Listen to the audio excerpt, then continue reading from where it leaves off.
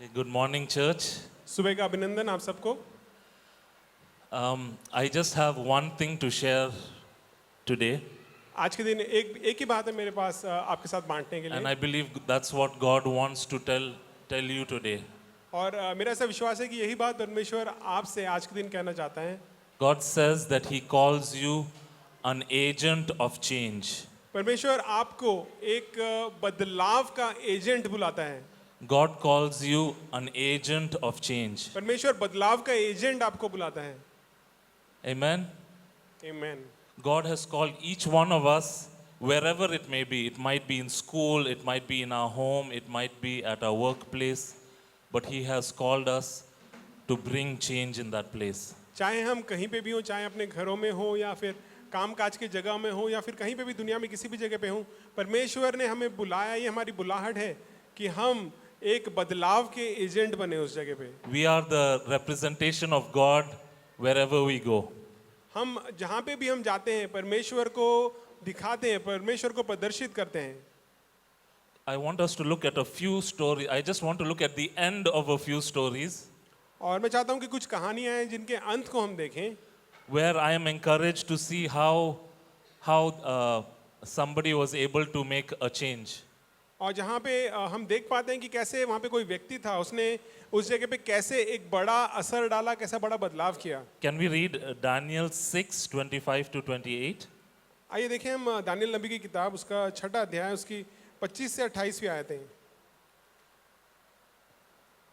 Okay, I'll read. So this is at the end after Daniel was pulled out of the lion's den. I'll read it in English. We can also read it in Hindi. It says, "Then King Darius wrote to all the nations and peoples of every language in all the earth. May you prosper greatly.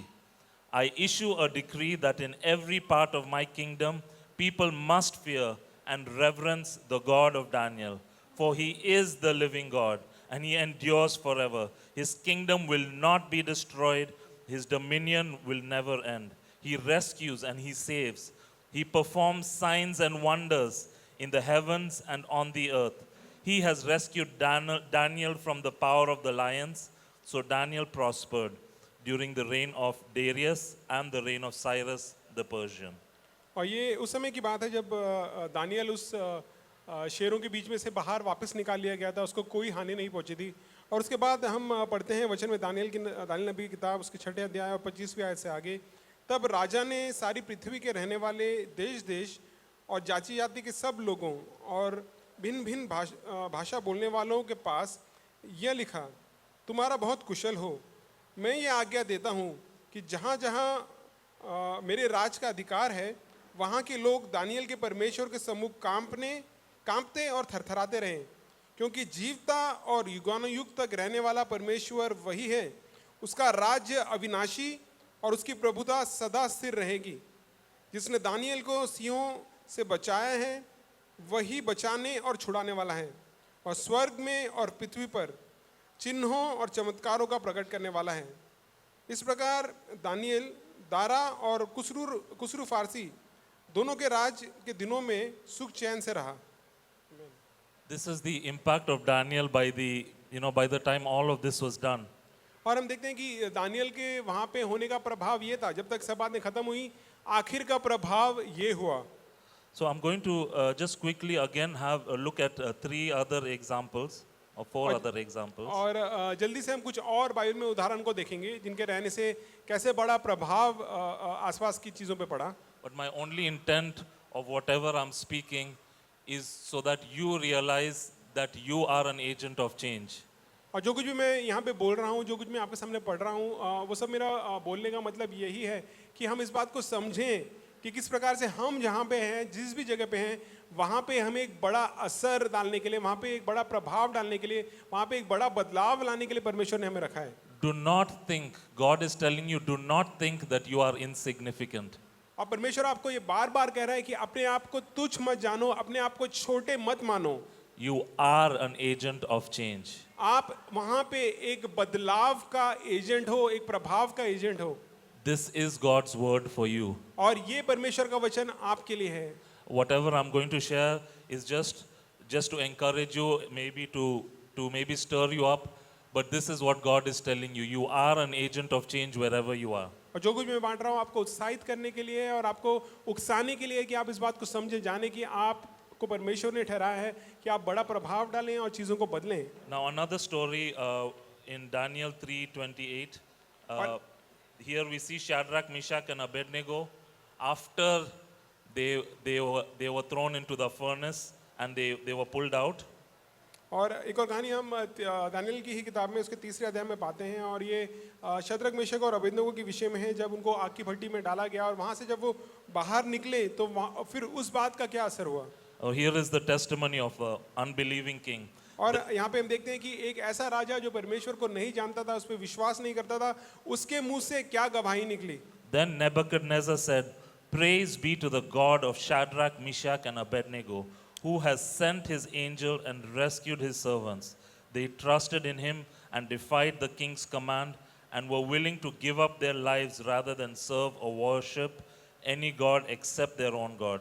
Therefore, I decree that the people of any nation or language who say anything against the God of Shadrach, Meshach, and Abednego be cut into pieces and their houses be turned into piles of rubble. For no other God can save in this way."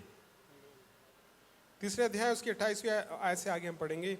नबूकदनेस्सर कहने लगा, धन्य है Shadrach, Meshach और Abednego का परमेश्वर, जिसने अपना दूत भेजकर अपने इन दासों को इसलिए बचाया क्योंकि इन्होंने राजा की आज्ञा न मानकर उसी पर, परमेश्वर पर भरोसा रखा और यह सोचकर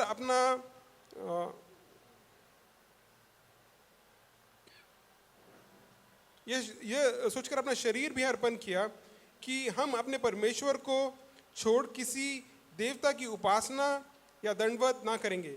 इसलिए अब मैं ये आज्ञा देता हूँ कि देश देश और जाति जाति के लोगों और भिन्न भिन्न भाषा बोलने वाले में से जो कोई शद्रक, मेशक और अबेदनगो के परमेश्वर को कुछ निंदा करेगा, वह टुकड़े टुकड़े किया जाएगा और उसका घर धूरा बनाया जाएगा, क्योंकि ऐसा कोई और देवता नहीं जो इस रीति से बचा सके। Because of Shadrach, Meshach, and Abednego, the king says that their God is the true God.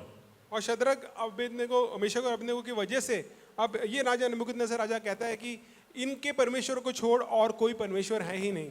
Amen. Let's look at another story in Nehemiah chapter 6. आइए हम एक और कहानी को देखेंगे, नहमाया की किताब उसका 6वां अध्याय। So this we know that the walls of the temple were destroyed and the Israelites were very upset that the walls were broken. और यहाँ पे हम जानते हैं कि उस समय की बात है जब यरूशलेम की शहरपनाह टूटी हुई थी और सारे इजरायली लोग इस बात को लेकर बहुत ही खेदित और दुखी थे कि उनके शहर की शहरपनाह टूटी हुई है। So now I'm reading at the end of the story in chapter 6 verse 15 and 16. और इस कहानी के आखिर में क्या होता है मैं पढ़ रहा हूँ उसके 6वें अध्याय की 15 और 16वीं आयतें। So the wall was completed on the 25th of Elul in 52 days. When all our enemies heard about this, all the surrounding nations were afraid and lost their self-confidence because they realized that this work had been done with the help of our God. 6वें अध्याय की 15वीं आयत से आगे, एलूल महीने के 25वें दिन को अर्थात 52 दिन के भीतर शहरपनाह बन गई। जब हमारे सब शत्रुओं ने यह सुना कि हमारे चारों ओर रहने वाले सब अन्य जाति डर गए और बहुत लज्जित हुए, क्योंकि उन्होंने जान लिया कि यह काम हमारे परमेश्वर की ओर से हुआ है। Amen. Amen. So, the surrounding countries lost their confidence. और जो आसपास के देश थे जब उन्होंने इस बात को सुना तो वो जान गए कि ये काम केवल परमेश्वर कर सकता है, और जब उन्होंने ये बात को सुना तो वो हिल गए, उन्होंने अपने आत्मविश्वास को खो दिया। When Nehemiah took up this thing to go and build up the wall, he had no idea what he was getting into. He didn't even know that the country he will be impacting countries around. और जब Nehemiah ने उस देश में, अपने देश में वो लौटा, उसने जब दीवार बनाने की बात को सोचा तो उस समय उसको ये अनुमान नहीं था कि क्या कुछ उसके साथ होने वाला है और जब ये सब चीजें होंगी तो किस प्रकार का प्रभाव उसके इस कार्य से होगा। Okay, let's move to the next story in Esther, chapter 8. आइए हम अगली कहानी को देखेंगे, एस्तर रानी की कहानी, एस्तर की किताब, उसका 8वां अध्याय। Now, the story of Esther, I think we know just as a summary that Haman and all the others were planning to kill the Jews. They wanted to just completely get rid of all the Jews. और इस कहानी के विषय में हमें पता है, इस समय बताया गया कि हामान जो था वो यहूदियों से नफरत करता था, वो चाहता था कि सारे यहूदी नाश कर दिए जाएं। उसने ऐसी युक्ति बनाई And then there was a Swayamvar and Esther got selected. और फिर उसके बाद एक स्वयंवर सा रचा जाता है, उसमें एस्तर को रानी चुना जाता है। And but still the plans to kill all the Jews was still on. लेकिन एस्तर के रानी बनने के बावजूद भी ऐसा था कि जो योजना थी यहूदियों को नाश करने की, इस समय वो अभी भी कायम थी। We'll read Esther chapter 8, verse 7 and 8. Esther की किताब उसका 8वां अध्याय, उसकी 7वीं और 8वीं आयत हम पढ़ेंगे। Okay, this is the final outcome. Verse 7 says, King Xerxes replied to Queen Esther and to Mordecai the Jew, because Haman attacked the Jews, I have given his estate to Esther, and they have impaled him on the pole he set up. Now write another decree in the king's name in behalf of the Jews, as seems best to you, and seal it with the king's signet ring. For no document written in the king's name and sealed with his ring can be revoked. 7वीं आयत में हम पढ़ते हैं, तब राजा शेरश ने एस्तर रानी से और मुर्दकई यहूदी से कहा, मैं हामान का घर बार तो एस्तर को दे चुका हूँ और वो फांसी के खंबे पर लटका दिया गया है, इसलिए कि उसने यहूदियों पर हाथ बढ़ाया था। सो तुम अपनी समझ के अनुसार राजा के नाम से यहूदियों के नाम पर लिखो और राजा की अंगूठी की छाप भी लगाओ, क्योंकि जो चिट्ठी राजा के नाम से लिखी जाए और उस पर उसकी अंगूठी की छाप लगाई जाए, उसको कोई भी पलट नहीं सकता।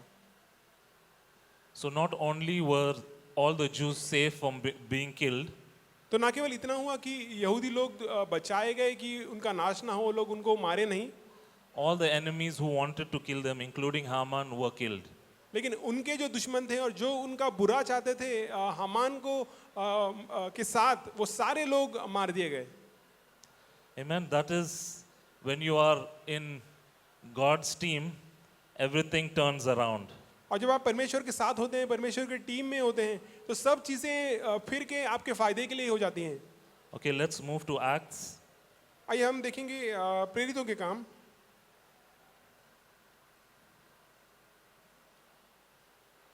Okay, just something on Peter's story. पतरस के विषय में इस कहानी को हम देखेंगे। So now I'm looking at the New Testament. अब हम नए नियम में देख रहे हैं Just want to look at two examples. और यहाँ पे भी हम 2 उदाहरणों को देखेंगे। Okay, so Peter, and I think we know the story of chapter 3 where Peter and John healed a beggar, a lame beggar. और आप तीसरे अध्याय में जो कहानी लिखी गई है, आप उससे वाकिफ होंगे, जहाँ पे पतरस और यूहन्ना एक लंगड़े व्यक्ति को वहाँ पे चंगा करते हैं। But I just want to read, the testimony and the things that, people were saying or their, their reaction. और इन सब कहानी के साथ जो वहाँ के लोग थे, उन्होंने जब इन सब बातों को होते हुए देखा तो उन्होंने क्या कहा, ये बात को हम पढ़ेंगे। While the man held on to Peter and John, all the people were astonished and came running to them in the place called Solomon's Colonnade. Verse 11.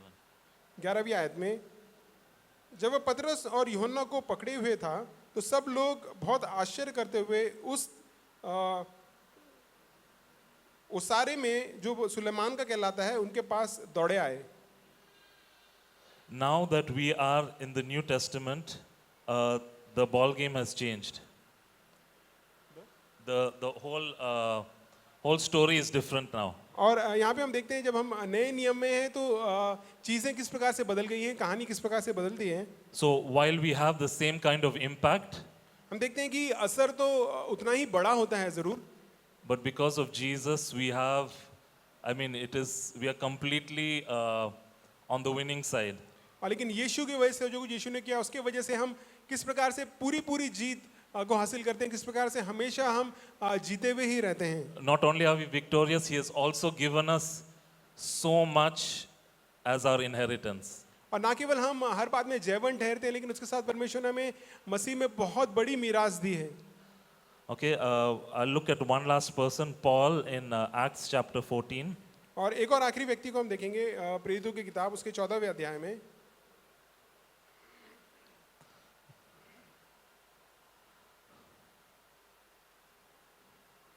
Okay, this is again after a healing. I'll read verse 8 to 12. और यहाँ पे फिर एक और चंगाई होती है और उसके बाद की बातें लिखी गई हैं। 14वें अध्याय उसकी 8 से 12 भी आयतें। In Lystra there sat a man who was lame. He had been that way from birth and had never walked. He listened to Paul as he was speaking. Paul looked directly at him, saw that he had faith to be healed, and called out, "Stand up on your feet." At that, the man jumped up and began to walk. When the crowd saw that Paul had done what he had done, they shouted in the Lycaonian language, "The gods have come down to us in human form." From verse 8. लुस्रा में एक मनुष्य बैठा था जो पांव का निर्बल था। वह जन्म ही से लंगड़ा था और कभी न चला था। वह पौलुस को बातें करते सुन रहा था और इसने उसकी ओर टकटकी लगाकर देखा कि इसको चंगा हो जाने का विश्वास है, और ऊंचे शब्द से कहा, "अपने पांव के बल सीधा खड़ा हो।" तब वह उछलकर चलने फिरने लगा। लोगों ने पौलुस का यह काम देखकर लुकाउनिया भाषा में ऊंचे शब्द से कहा, "देवता हमारे पास उतर आए हैं।" Okay, so this is just a summary of the stories. I just want to say that each of us will have our own story. और ये सब कुछ कहानियां हमने देखी और उनको संक्षिप्त में देखा, और मेरा ये कहना है कि हम सब के पास खुद की ऐसी कहानियां होंगी। Yeah, this is an example of how our story can be. और ये हमारे लिए उदाहरण है कि हमारे जीवन की कहानी किस प्रकार से होंगी और होनी चाहिए। And I want to just shortly just go over what we have or about us after we have received Jesus. और मैं अपने विषय में कुछ बातों को कहना चाहता हूँ, जब हमारे साथ क्या कुछ हुआ, जो इसके बाद कि हमने यीशु को अपने जीवन में स्वीकार किया। So there are three important things I want to look at. और 3 महत्वपूर्ण बातें हैं जो मैं चाहता हूँ कि हम देखें। The first is who you are. सबसे पहली बात यह है कि हम कौन हैं। What is your identity? What is your position? आपकी पहचान क्या है और मसीह में आपको क्या पदवी दी गई है। After we have received Jesus Christ, it is a completely different story. जब हम मसीह को अपने जीवन में स्वीकार करते हैं, उसके बाद हमारे जीवन की कहानी पूरी तरीके से बदल जाती है। If our position before was here, after we have received Jesus, we are up here. और अगर हमारी पदवी अगर कहीं नीचे हो, जब हम यीशु को स्वीकार करते हैं तो हमारी पदवी बहुत ही ऊंची हो जाती है। Okay, so let's look at a few verses so that we understand what our position is. और आइए हम कुछ आयतों को बाइबल में से देखेंगे ताकि हम इस बात को समझें कि हमें क्या पदवी दी गई है। Galatians chapter 3 verse 26. गलातियों की पत्री उसका 3रा अध्याय उसकी 26वीं आयत।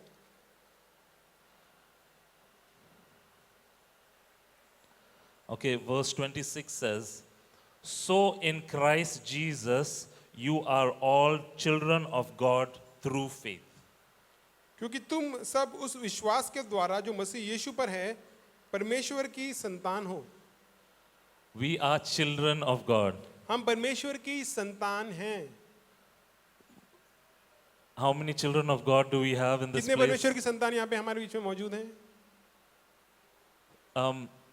I feel that for most of us who have maybe grown in a Christian family, और उन लोगों के लिए मैं सोचता हूँ हमें से जो ज़्यादातर लोग हैं जो जिनका जन्म एक मसीह परिवार में हुआ है और मसीह परिवार में पले बढ़े हैं, I think it really needs to sink in that He is our Father and we are His son or daughter. ये बात हमारे अंदर उतरनी ज़रूरी है कि परमेश्वर हमारा पिता है और हम उसकी संतान हैं। Okay, let's go to Galatians 4 verse 4 to 7. आइए गलातियों की पत्री में हम देखेंगे उसका 4था अध्याय उससे उसकी 4 से 7वीं आयतें। But when the set time had fully come, God sent His Son, born of a woman, born under the law, to redeem those under the law, that we might receive adoption to sonship. Because you are his sons, God sent the Spirit of his Son into our hearts, the Spirit who calls out, Abba, Father. So you are no longer a slave, but God's child. And since you are his child, God has made you also an heir. परंतु जब समय पूरा हुआ तो परमेश्वर ने अपने पुत्र को भेजा जो स्त्री से जन्मा और व्यवस्था के अधीन उत्पन्न हुआ, ताकि व्यवस्था के अधीनों को मोल लेकर छुड़ा ले और हमको लेपालक होने का पद मिले। और तुम जो पुत्र हो, इसलिए परमेश्वर ने अपने पुत्र के आत्मा को जो हे अब्बा हे पिता कहकर पुकारता है हमारे हृदय में भेजा है। इसलिए तू अब दास नहीं परंतु पुत्र है, और जब पुत्र हुआ तो परमेश्वर के द्वारा वारिस भी हुआ। Okay, so we are sons and daughters and we are heirs. और हम परमेश्वर की संतान हैं और संतान होने के नाते हम उसके वारिस भी हैं। Okay, let's read 2 Peter chapter 1 verse 4. आइए हम देखेंगे दूसरा पत्र उसका पहला अध्याय उसकी चौथी आयत। I'm still talking on the same point that who we are. और उसी मुद्दे में मैं अभी भी बात कर रहा हूं कि हम कौन हैं, हमारी क्या पहचान है। Okay, verse 4 says, through these he has given us his very great and precious promises, so that through them you may participate in the divine nature, having escaped the corruption in the world caused by evil desires. जिनके द्वारा उसने हमें बहुमूल्य और बहुत ही बड़ी प्रतिज्ञाएं दी हैं, ताकि इनके द्वारा तुम उस सड़ाहट से छूटकर जो संसार में बुरी अभिलाषाओं से होती है, ईश्वरीय स्वभाव के सहभागी हो जाओ। Okay, so I want us to just hear this carefully. और मैं चाहता हूं कि इस बात को हम बड़े ध्यान से सुने। Yes, we are sons. हम परमेश्वर के संतान हैं, ये बात सच है। We are heirs. We receive the inheritance from God. और हम परमेश्वर के वारिस हैं, हमने परमेश्वर से विरासत हासिल करी है। But now we are also partakers of God's divine nature. लेकिन ये वचन कहता है कि हम अब परमेश्वर के उस ईश्वरीय स्वभाव के भी सहभागी हैं। We are not normal people. हम मामूली लोग नहीं हैं। We have the divine nature of God in us. हमें हमारे अंदर परमेश्वर का वो दैविक वो ईश्वरीय स्वभाव भी है। When Nicodemus had met Jesus and Jesus was trying to explain to him what it meant, और जब निकोदेमुस यीशु से मिला और यीशु उसको बता रहा था कि उसके बोलने का क्या मतलब है, Jesus told him, you need to be born again. यीशु ने निकोदेमुस को कहा कि नए सिरे से तुझे जन्म पाना जरूरी है। Nicodemus was thinking, how can the whole body again be born again?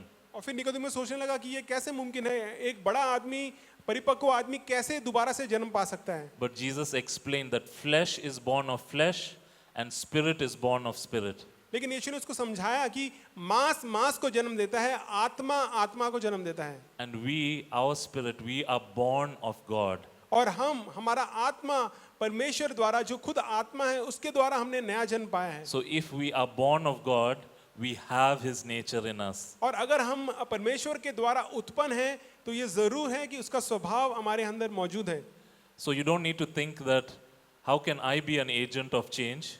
तो आपको इस बात को लेकर के फिक्र करने की जरूरत नहीं है कि मैं कैसे असर डालूंगा, मैं कैसे प्रभाव डाल सकता हूँ, बदलाव ला सकता हूँ। If you have accepted Jesus into your heart, अगर आपने यीशु को अपने दिल में स्वीकार किया है, you already have that position. आपके पास पहले से वो पदवी आपको दे दी गई है। You are a son, you are a daughter, आप परमेश्वर के बेटे हैं, आप परमेश्वर की बेटी हैं, and you are a partaker of his divine nature. और आप उसके उस ईश्वरीय स्वभाव में भागीदार बना दिए गए हैं। So we don't need to be surprised when we see healings. तो इसलिए जब हम चंगाइयों को होते हुए देखें तो हमें इस बात से आश्चर्यचकित नहीं होना चाहिए। We don't need to be surprised when we see really spectacular things happening in our और midst. अगर हमारे बीच में अद्भुत और अलौकिक काम होते हुए अगर हम देखें तो इस बात से हमें कोई अचंभा नहीं होना चाहिए, Because we are born of God. क्योंकि हम परमेश्वर के द्वारा ही उत्पन्न हैं। And so 2 Corinthians 5:17 says, दूसरा कुरिन्थियों उसका 5वां अध्याय उसकी 17वीं आयत ये बताती है, if anyone is in Christ, he is a new creation. अगर कोई मसीह में है तो वो नई सृष्टि है। So it means that the spirit that was born is completely different from what we were before.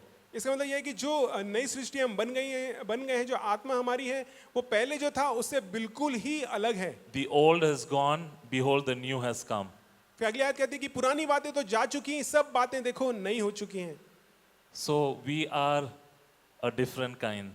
तो इसलिए हम जिस तरीके के हैं, हम जिस किस्म के हैं, वो किस्म ही अलग है। We are a new creation. The spirit that was born is completely different. There is no comparison with how it was before. और हम एक नई सृष्टि हैं। जो आत्मा हमारे पास अब है वो पहले से बिल्कुल ही विभिन्न है। दोनों के बीच में कोई और किसी प्रकार की तुलना ही नहीं है।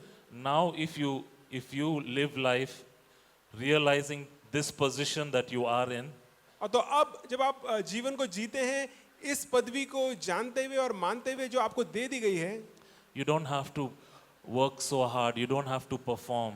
You have that position. तो आपको आगे मेहनत और मुशक्कत करने की कोई जरूरत नहीं, क्योंकि ये पदवी आपको परमेश्वर के द्वारा वरदान के तौर पे दे दी गई है। Okay, so I said I wanted to talk about three things. So who you are, we looked at. We are a son, we are an heir, and we are partakers of God's divine nature. तो हमने देखा कि हम कौन हैं। हम परमेश्वर की संतान हैं, परमेश्वर के वारिस हैं और हम उसके ईश्वरीय स्वभाव में भागीदार हैं, सहभागी हैं। Now we'll look at who you have. और अब हम ये देखेंगे कि आपके पास कौन है। We said we looked at who you are. Now we will see who you have. पहली बात हमने ये देखी कि आप कौन हैं। अब दूसरी बात हम ये देखेंगे कि आपके पास या आपके साथ कौन है। We'll read Acts 1 verse 8. प्रेरितों के काम हम देखेंगे उसका पहला अध्याय उसकी 8वीं आयत। And this is what Jesus told his disciples. और यही यीशु ने अपने चेलों को कहा, But you will receive the power when the Holy Spirit comes on you, and you will be my witnesses in Jerusalem and in all Judea and Samaria and to the ends of the earth. परंतु जब पवित्र आत्मा तुम पर आएगा तब तुम सामर्थ्य पाओगे और यरूशलेम और सारे यहूदिया और सामरिया में और पृथ्वी की छोर तक मेरे गवाह होगे। Let's also read Ephesians 1:13 to 14. आइए हम देखें इफिसियों की पत्री भी उसका पहला अध्याय उसकी 13 और 14वीं आयतें।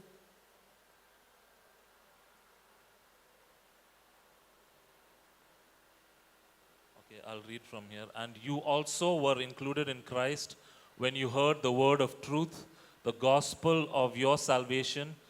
Having believed, you are marked in him with a seal, the promised Holy Spirit, who is a deposit guaranteeing our inheritance until the redemption of those who are God's possession, to the praise of his glory. और उसी में तुम पर भी जब तुमने सत्य का वचन सुना जो तुम्हारे उद्धार का सुसमाचार है और जिस पर तुमने विश्वास किया, प्रतिज्ञा किए हुए पवित्र आत्मा की छाप लगी। वह उसके मोल लिए हुओं के लिए छुटकारे के लिए हमारी मीरास का बयाना है कि उसकी महिमा की स्तुति हो। Amen. So the Holy Spirit is a deposit. हम देखते हैं कि पवित्र आत्मा हमें बयाने के तौर पे दिया गया है। When we receive Jesus, we all receive the Holy Spirit. जब हमने यीशु को स्वीकार किया हम सब ने पवित्र आत्मा को पाया। And we have also received the power through the Holy Spirit. और उस पवित्र आत्मा के द्वारा हमने सामर्थ भी पाई। So we have the Holy Spirit. We are not on our own wherever we are. तो हमारे साथ परमेश्वर का आत्मा है, हमारे अंदर परमेश्वर का आत्मा है। कभी भी हम किसी भी स्थिति में अकेले नहीं होते हैं। All the amazing works that the disciples did, they did it in the power of the Holy Spirit. और जो भी अद्भुत काम चेलों ने हम पढ़ते हैं किए, वो सब परमेश्वर के आत्मा पवित्र आत्मा के सामर्थ के द्वारा किए। I think Bonnie had really spent a good time on that, and we understood what is the importance of the Holy Spirit in doing God's work. और मैं सोचता हूँ कि बॉनी ने बहुत ही काफी समय हमारे साथ व्यतीत किया है। उसने कई बार हमको इस बात को समझाया कि परमेश्वर के आत्मा के हमारे अंदर होने के असर और फायदा क्या है। Okay, so we looked at who you are, who you have, and the last thing I want to look at is what you have. और पहली चीज हमने देखा कि आप कौन हैं, आपके साथ what's the second one? Second is who you have, आपके साथ कौन है and the last is what you have. और क्या आपके साथ है या आपके पास क्या है। So God has given us a lot of things or weapons that we can use for our life. एक तो था कि आपके साथ कौन है और फिर तीसरी बात यह कि आपके पास क्या है। परमेश्वर ने आपको बहुत से आत्मिक हथियार दिए हैं, वचन बताते हैं। Okay, so I want to talk about two things, prayer and the word of God. और इनमें से दो बातों के विषय में मैं बताना आपको चाहूँगा। पहली चीज़ प्रार्थना और दूसरा परमेश्वर का वचन। But before I talk about that, I want to say that in God's kingdom, nothing works without faith. और इससे पहले कि मैं इन बातों के विषय में आगे बताऊं, मैं आपको ये बताना चाहता हूं कि परमेश्वर के राज में बिना विश्वास के कोई चीज काम नहीं करती है। Whatever we are doing in the spiritual realm without faith, nothing happens. और आत्मिक क्षेत्र में बिना विश्वास के द्वारा कोई भी चीज नहीं होती है। And without faith, it is impossible to please Him. और वचन ऐसा कहता है कि बिना विश्वास के परमेश्वर को खुश करना अनहोना है। Faith is the currency of heaven.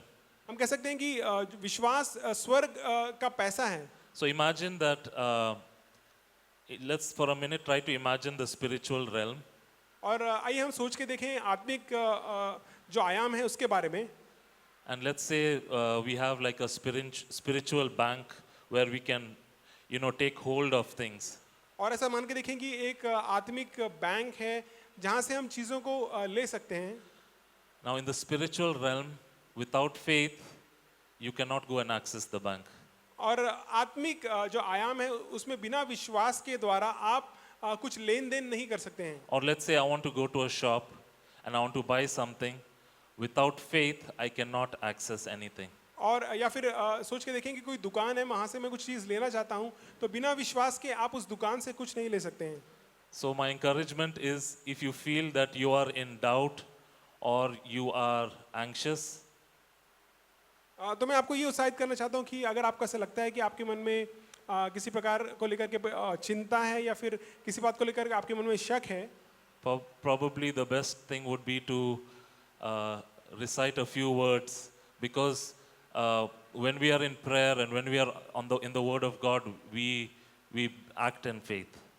मैं चाहूँगा कि आप लोग फिर परमेश्वर के वचन को लेके उस पर मनन करें, उसको घोषित करें, क्योंकि जब हम परमेश्वर के वचन के अनुसार होते हैं तो हम विश्वास में होते हैं। Okay, I don't want to spend too much time on prayer and the Word of God, because I think we all have an understanding. और मैं ज़्यादा समय नहीं बिताना चाहूँगा प्रार्थना और विश्वास को लेकर के, क्योंकि मैं ऐसा सोचता हूँ कि हमें सबको इस बारे में समझ है। But I just want to say a few things maybe to add to what we already know. और लेकिन जो कुछ हम जानते हैं उससे ही मिलीजुली एक कुछ और बातें हैं जो मैं आपको बताना चाहूँगा।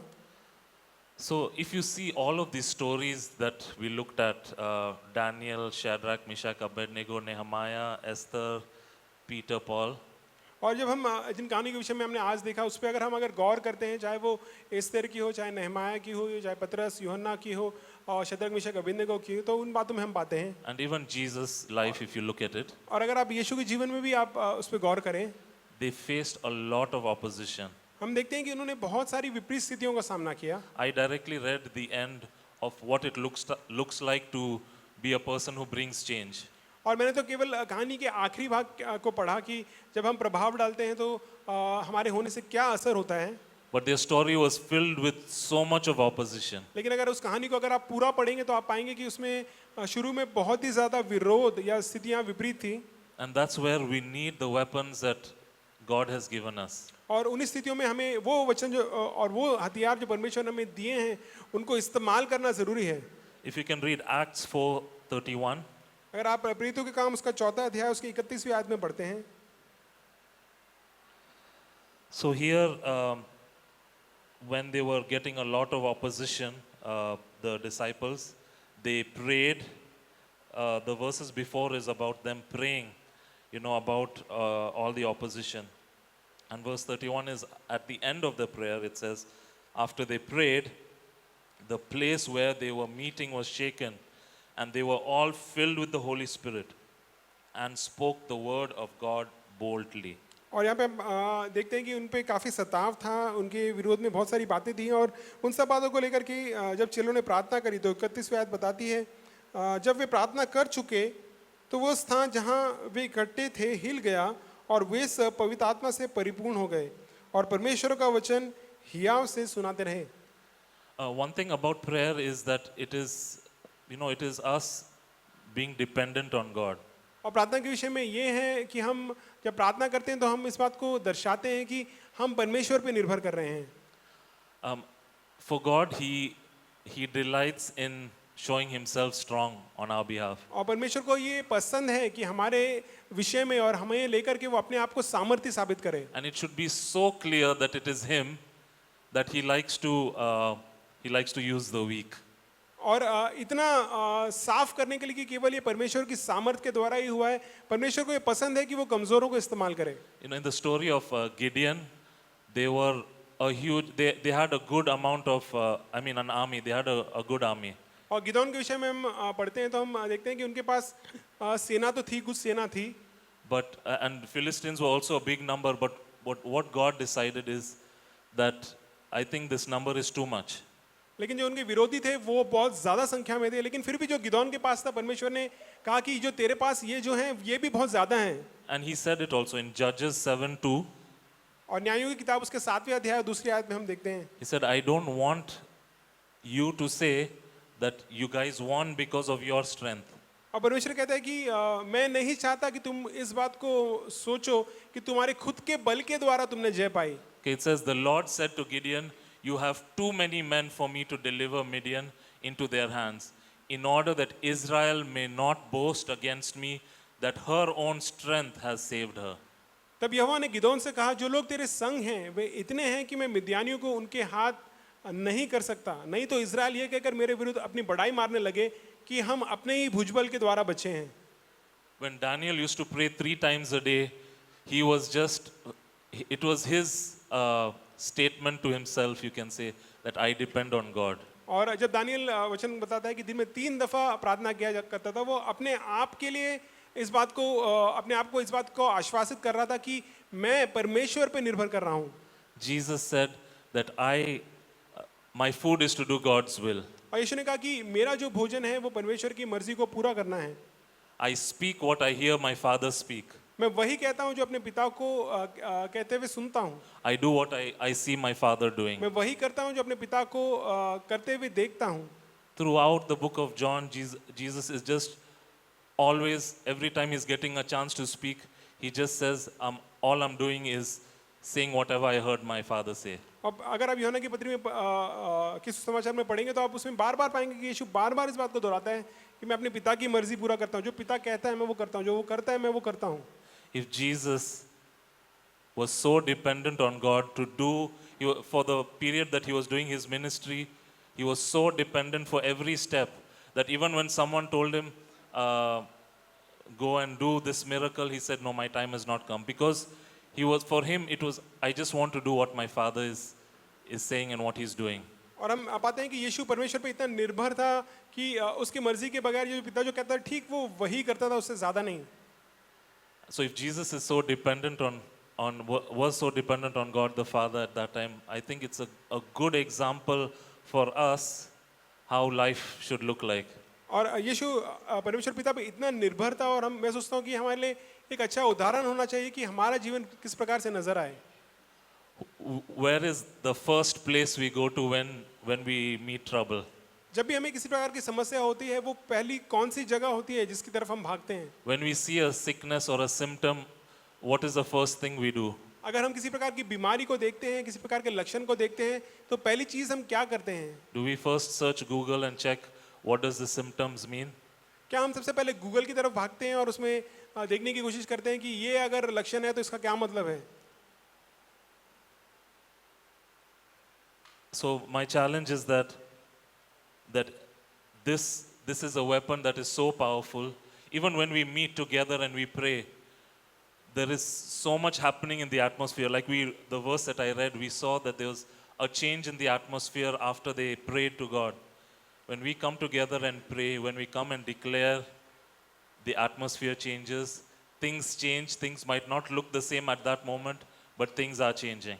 और जब हम मिलकर के प्रार्थना करते हैं तो इतना उसका असर होता है। हमने बाइबल में पढ़ा कि जब उन्होंने मिलकर के प्रार्थना करी तो उस जगह का पूरा वातावरण बदल गया। तो हमारे जब भी हम प्रार्थना करते हैं, मिलकर के चीज़ों को घोषित करते हैं, परमेश्वर के वचन को घोषित करते हैं, तो बहुत बड़ा असर होता है, वातावरण बदल जाता है। चाहे हमें अपनी नैसर्गिक आंखों से उस समय नजर ना आए, लेकिन ज़रूर है कि प्रार्थना का बहुत बड़ा असर होता है।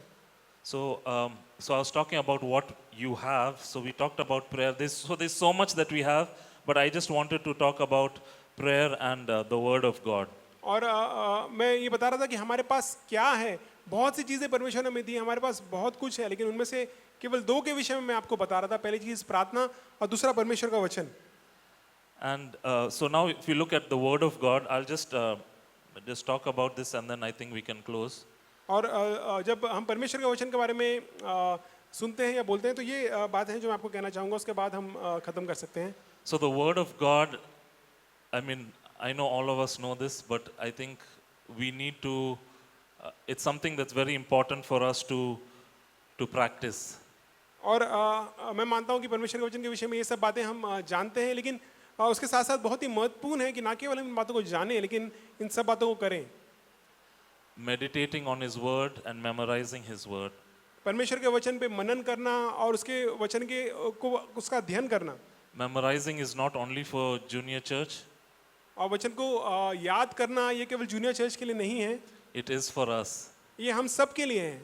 Meditating is a practice that meditating is not closing our eyes and emptying our mind. Meditating is chewing on God's word. और परमेश्वर के वचन पे मनन करना ये बहुत ही महत्वपूर्ण है।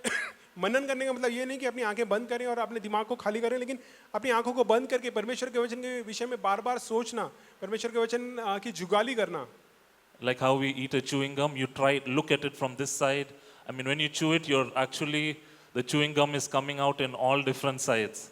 और जैसे कि जब आप च्युइंग गम चबा रहे होते हैं तो आप जब उसको चबाते हैं तो एक ही जगह से नहीं चबाते, उसको गोल गोल करते हैं, फिराते हैं, घुमाते हैं, चबाते हैं। उसी प्रकार से जब हम परमेश्वर के वचन को मनन करते हैं तो उसको हम अलग अलग दिशाओं से देखते हैं, हर जगह से इसको खाते हैं, हर जगह से उसको पहचानने की कोशिश करते हैं। So every time we're meditating on God's word, we are looking at it at different angles, trying to understand what God is trying to speak to me. और जब हम परमेश्वर के वचन में मनन करते हैं उसको हम अलग अलग दिशाओं से देखते हैं और हम ये समझते हैं कि परमेश्वर हमसे क्या कहना चाह रहा है। We need to use our understanding in meditation. और जब हम मनन करते हैं उस समय हमें अपनी समझ को भी इस्तेमाल करना चाहिए। And the thing is, when we memorize God's word and we have meditated on it, और जब हम परमेश्वर के वचन पे को याद करते हैं, जब उस पे मनन करते हैं, that is us practicing to use our sword. वो हमारे लिए इस प्रकार से जिस प्रकार से जो आत्मिक हथियार हमारा तलवार है उसको हम चलाना सीख रहे हैं। So when the enemy throws his lie into my head, और जब शैतान अपने झूठ मेरे मन में डालने की कोशिश करता है, because that's how he attacks with lies, और इसी प्रकार से शैतान हमला करता है झूठ बोल बोल के, I have a verse that the Holy Spirit will help because I've understood it. So if I'm getting a lie from the devil, I have understood through meditation that the Holy Spirit has helped me understand. I can easily wield my sword and bring that lie to nothing. और जब परमेश्वर के वचन में मैं मनन कर चुका होता हूँ और मुझे उस बात को मैं समझ गया होता हूँ, तो उसके बाद जब झूठ मेरे सामने शैतान लाने की कोशिश करता है तो मैं परख जाता हूँ कि ये सच नहीं है, ये झूठ है, क्योंकि परमेश्वर का वचन का सच तो ये बात कह रहा है। तो उस समय मैं अपने आत्मिक हथियार को, अपनी तलवार को इस्तेमाल करके जल्दी इस पे हमला करके उस चीज़ को हटा सकता हूँ। In the middle of a war, you can't say, I need a crash course. Somebody show me how can I use a sword. और एक अगर आप लड़ाई के बीच में उतर चुके हैं तो फिर आपके पास समय नहीं है कि आप कहीं कोई जल्दी से मुझे तलवार को इस्तेमाल करना सिखा दे। Your everyday, it's very important that we are meditating and memorizing so that when war strikes, we are ready. और हर दिन हमारे पास मौका है और हर दिन हमें इस्तेमाल करना चाहिए कि हम परमेश्वर के वचन को मनन करें, उसको इस्तेमाल करना सीखें, ताकि जब भी मौका आए, मौके बेमौके हम तैयार रहें। God's word says, resist the devil and he'll flee. परमेश्वर का वचन कहता है शैतान का सामना करो तो वो भाग खड़ा होगा। And the way to resist him is by giving him, like how Jesus resisted him with the word of God. और शैतान का सामना करने का तरीका वो है जो जिस प्रकार से यीशु ने शैतान का सामना किया परमेश्वर के वचन को लेकर के। So in summary, तो सब बातों का निचोड़ ये है, we are who we are. Who are you? You are a child of God. हम कौन हैं? हम परमेश्वर की संतान हैं। I mean, we're looking at, in the context of we are agents of change. और हम बदलाव के एजेंट हैं।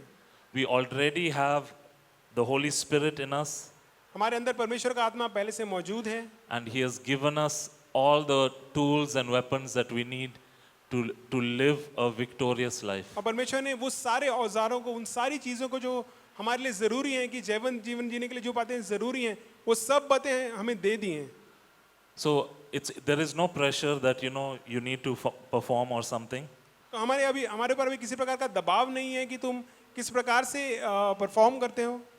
But this is what God is calling each one of us to. लेकिन परमेश्वर हम में से हर एक को इसी बात की और इसी बुलाहट से बुलाता है, Wherever you are, जहाँ पे भी आप हैं, Do not let any voice or anyone say that there is nothing much you can do. कोई भी बात या कोई भी व्यक्ति आपको इस बात को समझ कहने की हिम्मत ना करे, आपको इस बात को बता ना सके कि तुम यहाँ पे ज्यादा कुछ कर नहीं सकते हो। There is nothing that is impossible. ऐसा कुछ भी नहीं है जो नामुमकिन है, Because with all that God has given us, क्योंकि वो सब जो परमेश्वर ने हमें दिया है, you see, God has given each of us unique gifts. परमेश्वर ने हम सबको अपने अद्भुत वरदान दिए हैं। And what I love about the way God has designed, the gifts are not for yourself. और ये बात मुझे बहुत ही पसंद आती है कि वो जो सारे वरदान परमेश्वर ने हमें दिए हैं वो हमारे खुद के लिए नहीं है। No, there might be for edifying yourself, but if you see, the gifts are mostly for others. और वो उन वरदानों को जब इस्तेमाल करते हैं हो सकता है कि आपकी उन्नति भी होती हो, लेकिन वो जो वरदान है वो कलीसिया के फायदे के लिए होते हैं। God has never called us to have a solo life. और परमेश्वर नहीं चाहता कि हम अकेले और तन्हा जीवन बिताएं। He wants us, He has given us gifts so that we can be able to be a help to someone. और परमेश्वर हमें वरदान इसलिए दिए हैं ताकि हम दूसरों का फायदा कर सकें We can help somebody else grow. और आप दूसरों की मदद कर सकें कि वो बढ़ें। So He is calling each one of us to have some impact or some change in the world around us. और परमेश्वर चाहता है कि हमारे आसपास की दुनिया पे हम कुछ असर जरूर डालें। It can be in any size or form. हो सकता है कि किसी भी तरीके से या फिर कितना भी बड़ा। It could be a simple conversation with my friend. हो सकता है कि मेरे दोस्त से जब मैं एक आम तौर से बात कर रहा हूँ उस समय। It could also be maybe in politics. Maybe somebody from our church would be in politics and be able to impact how things run. हो सकता है कि राजनीति में हमें से हमारी कलीसिया में से कोई जाए और फिर उस प्रकार से समाज पे असर डाले। Maybe if you're a teacher in a school, the students that look up to you are formed by the words that you speak. और हो सकता है कि अगर आप स्कूल में पढ़ाते हो तो आपके पढ़ाते समय जब जो बच्चे आपको सुन रहे हैं वो आपके बोलने के द्वारा उनके जीवन में हमेशा के लिए असर पड़े। So God has given each one of us a gift, तो परमेश्वर ने हमें से हर एक को वरदान दिए हैं and He's calling us to make that impact around us. और परमेश्वर चाहता है कि उन सब वरदानों को लेकर के हम अपने आसपास के क्षेत्र में अपने सब चीज़ों पे असर डालें, प्रभाव डालें। He will enable us, परमेश्वर खुद हमें काबिलियत देगा, but we need to be open to understand what God is doing. और लेकिन हमें अपने आप को खुला करना है खुला छोड़ना है ताकि परमेश्वर जो हमारे द्वारा करना चाहता है वो कर सके।